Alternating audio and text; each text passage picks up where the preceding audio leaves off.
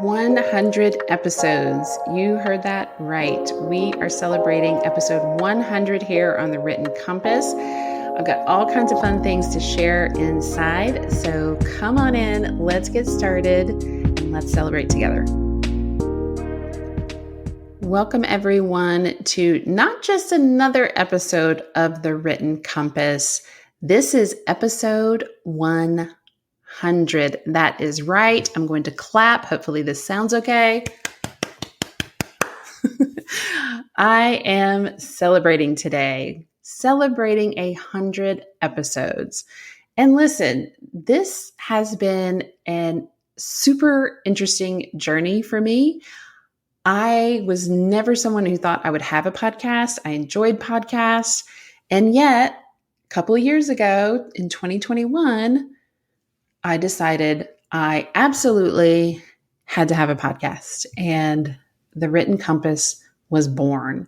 So I want to use today's episode to just really talk through and reflect, share what has happened, what the journey has been like, talk a little bit about the podcasting process for me, and just celebrate. We do not celebrate enough. And while there are plenty of things that we do 100 times, I think it's a really powerful number. So I really just wanted to take a moment and solidify the fact that we are at episode 100. So first and foremost, I want to thank you, each of you who have ever clicked play, clicked a link, left a review, shared it in some way, shape, or form, given me a comment, told me something that you liked about the episode. Just thank you, thank you, thank you. We have had a little over a couple of thousands of downloads, and I'm just celebrating that. The one thing that I think in my journey as not only a podcaster, but as a human, and especially as a business owner and entrepreneur, that I have learned in whenever I'm deciding to take a next step is to do it before I was ready. There is no way you're ever going to know exactly the outcome or what's going to happen. But I had a really, really, really deep tug in 2021 towards the end of summer, beginning of fall that year, that I wanted to start a podcast. And I had been playing with doing kind of a YouTube channel, and that was fun. I've definitely had at that point done lots of, Facebook and Instagram lives where I just pop on and basically yap and gab about whatever I wanted to. And as my business had shifted from kind of personal growth and self-care to more using writing as a tool for healing and supporting professionals in writing and self-publishing their books, the idea of the Written Compass kind of emerged pretty quickly and pretty early for me. I had just barely started supporting people on their publishing journey and writing journey at that point. And so the Written Compass really felt like kind of the pioneer for that arm of my company. And so I really did it before I was anywhere remotely ready. I didn't know what I needed to do. I didn't know the tools necessarily.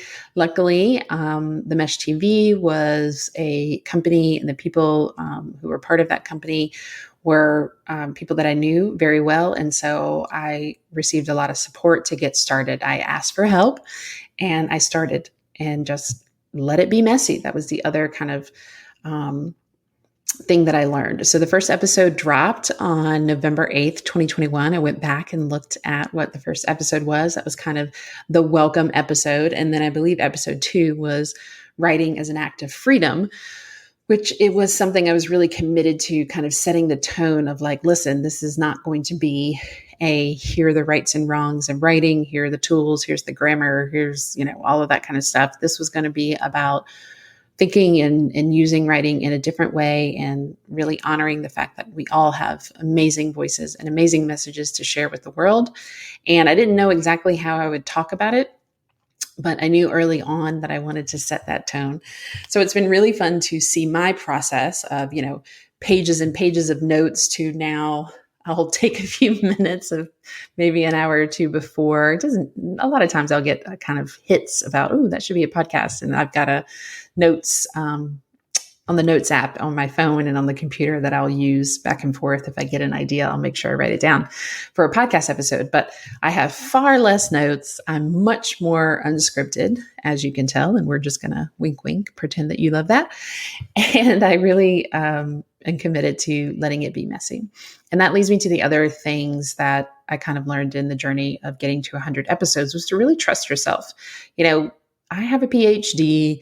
I've been teaching in some capacity, writing for over 20 years. I've worked with hundreds of budding writers in some way, shape, or form.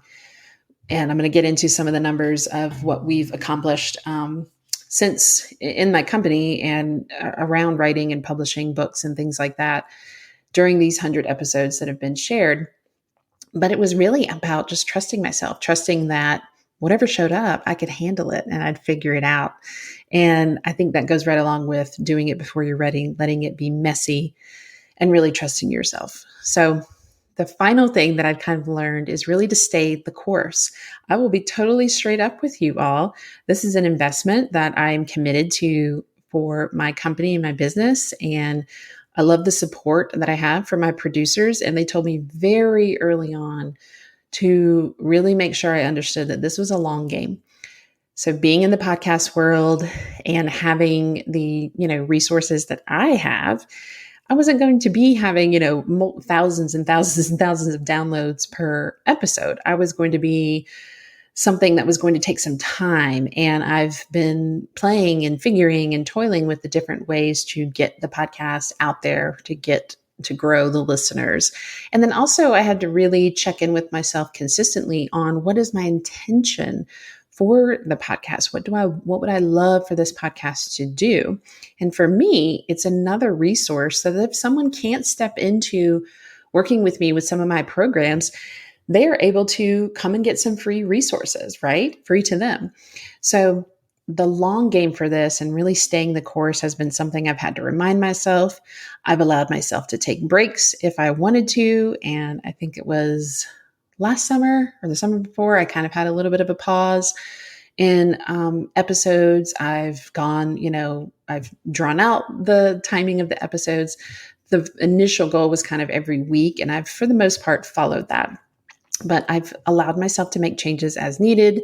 I've allowed myself to do something different if I felt like that was needed. So again, letting myself trust myself and then staying the course has really been some of the things that I have learned along the way. But basically, I got a good mic. I've always had a good computer, and luckily I have great producers, and here we are, episode 100. So I want to celebrate some of the things, just some of the accomplishments that have happened in parallel, right? I don't want to say it's because of the podcast and vice versa. This is just what's been happening as I've been on this continued journey of sharing here in the podcast. What's been great is my experiences in my company and with my clients have very much inspired the content of the podcast. And you've heard from a lot of our clients on the podcast as well. So when I was looking back, we have published about 13 books. And I wanted to go ahead and actually name some of the books because I think that's really, really powerful. I'm going to link all of the books in the show notes. So if there's something that catches your ear, want to make sure you go grab the book. So first we have Hlinka Previtt, Vulnerably Authentic, A Journey to Being Okay. And all of these available, again, they're linked in the show notes, but they're also on shanahartman.com. Click over on our authors and you'll be able to see all of these. They're also on my Instagram, and you can access these books there too.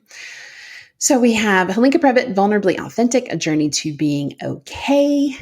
And then Carolyn Ulitsky, Loving Yourself from the Inside Out. And then Laura Wick, The Body Mind Method, a 4-part framework for embodied entrepreneurs to grow their income and impact. And Juliette Kuhn, Who You Callin' Crazy, The Journey from Stigma to Therapy. Hannah Setzer, I'll Pray for You and Other Outrageous Things Said to Disabled People. Melissa Panera, Life is Written in Pencil, Finding Your Best Life in Plans B through Z. Learning to Receive, Wendy Mersch.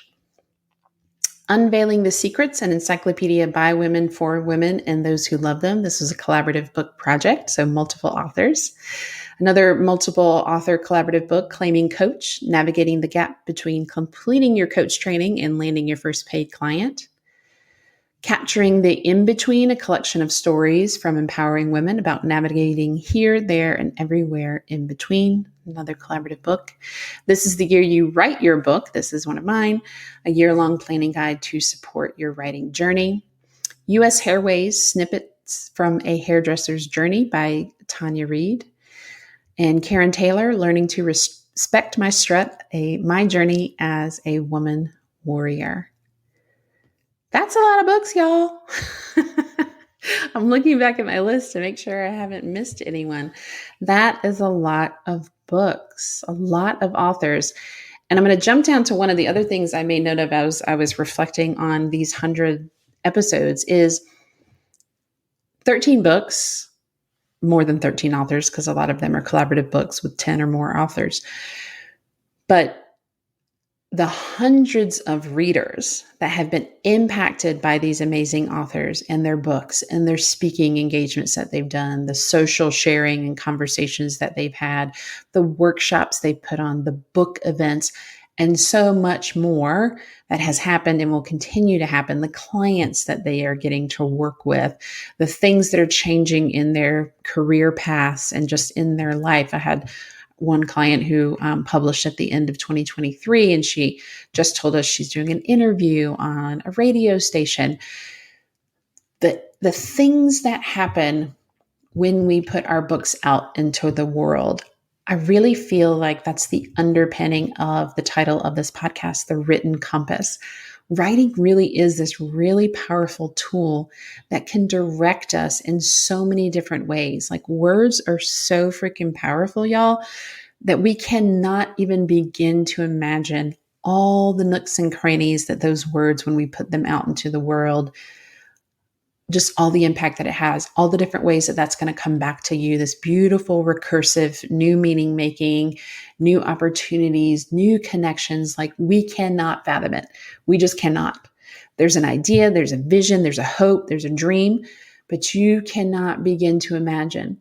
So when our clients say, hey, I got a message from a mother of a daughter who read our collaborative book and read my story in our collaborative book, and now this mother feels much more confident in how to talk to and support her daughter because of these words. Like, what? There's no amount of advertising, marketing, social media, emails, whatever that we could do. This is just beautiful, following your gut and your instinct, doing the thing before you're ready. Just like I said, I did with this podcast, letting it be messy, trusting yourself, staying the course, even when you don't know what you're doing or why you're writing anymore. There is a reason for it. And there is someone sitting there right now who is hoping, wishing, praying, dreaming, scheming that somebody shares something with them that will help them take that next step, that will help them do it before they're ready, that will help them let it be messy, trust themselves, stay the course, and follow their next aligned path. It's just this beautiful, beautiful process. Look, it gives me chills, gives me absolute chills. So that's what I'm celebrating on episode 100. To continue down kind of the statistic list, we've supported over 40 authors in their writing journey, some way, shape, or form. We've got people who are going and proposing to traditional publishers. Of course, we've got our self-published authors. We've got our Writing as Healing community, where people are just writing to write for themselves, no agenda, no publishing goals. We've got people who are working on their dissertation, who are taking their dissertation and turning it into books. We've got people who are writing and receiving support and coaching because they're expanding their career paths. We just have people who are using writing as a tool for themselves. And that is just so, so beautiful. So we've definitely worked with more than 40 authors. I could not actually calculate for various reasons, but I definitely was like, okay, there are over 40 people here, and this is just amazing.